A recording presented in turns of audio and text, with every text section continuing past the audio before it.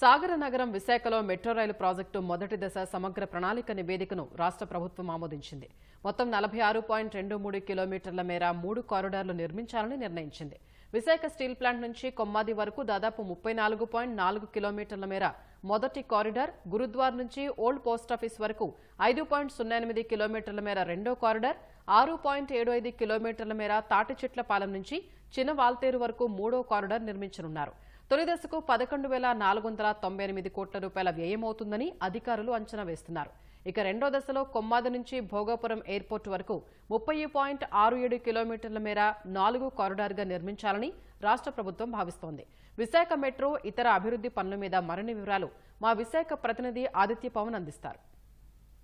ఆసియాలోనే శరవేగంగా అభివృద్ధి చెందుతుంది విశాఖపట్నం సుమారుగా ఇటు అనకాపల్లి నుంచి తీసుకుని భోగాపురం వైపు చూసుకున్నట్టయితే 90 కిలోమీటర్ల పైనే ఉన్నటువంటి ఈ మొత్తం నగరం అంతా కూడా రోజు రోజుకి ట్రాఫిక్ పెరుగుతోంది.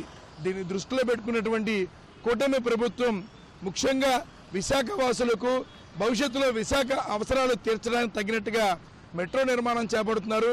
కేవలం మెట్రో మాత్రమే కాదు, వివిధ ప్రధానమైన కూడళ్లలో ఫ్లైఓవర్లు కూడా ఏర్పాటు చేస్తున్నారు.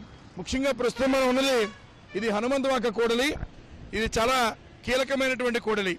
ఒకవైపున విశాలాక్షి నగర్, ఇది బీచ్కి వెళ్ళేటువంటి మార్గం, మరోవైపు ఇది జాతీయ రహదారి, విజయవాడ నుంచి శ్రీకాకుళం వెళ్ళేటువంటి జాతీయ రహదారి 5గా, జాతీయ రహదారి 16గా కూడా ఈ రహదారి ఉంది.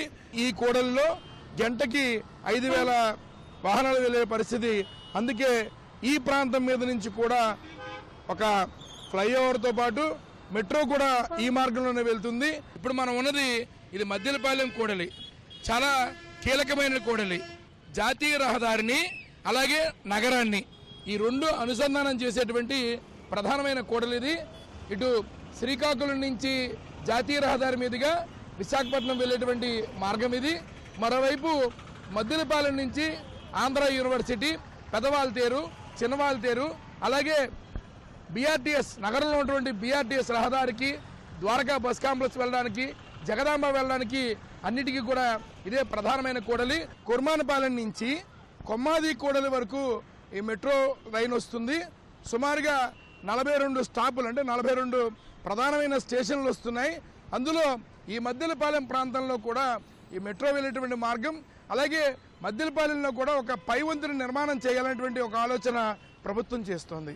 ప్రస్తుతం మనం గురుద్వార దగ్గర ఉన్నాం. మెట్రో కారిడార్ 2 అనేది ఈ గురుద్వార దగ్గర నుంచి ప్రారంభమయ్యి ఓల్డ్ పోస్ట్ ఆఫీస్ దాకా మొత్తం ఇది సుమారుగా 5.2 కిలోమీటర్లు ఉంటుంది. ఈ 5.2 కిలోమీటర్లలో మొత్తం 6 స్టేషన్లు వస్తాయి.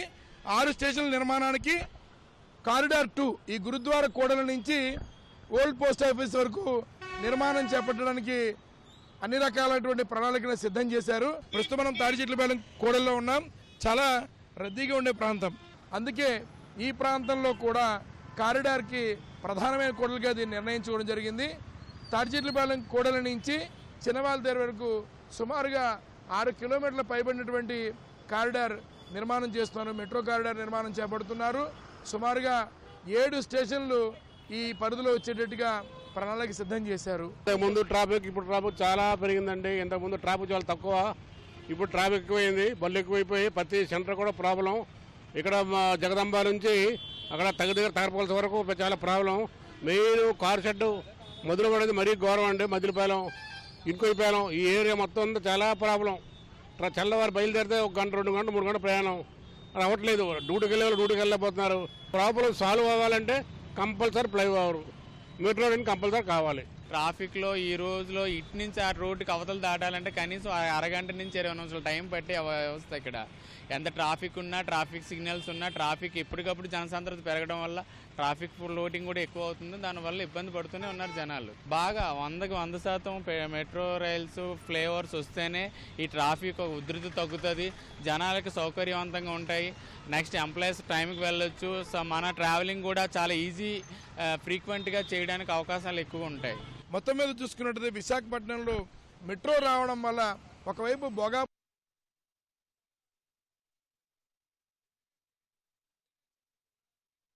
జాతీయ రహదారి నుంచి నగరంలోని ద్వారకా నగర్ కావచ్చు, లేదు విఐపి రోడ్డు కావచ్చు, సిరిపురం వెళ్ళాలన్నా ఈ మార్గం ద్వారా జాతీయ రహదారి నుంచి లోపలికి వెళ్ళవచ్చు.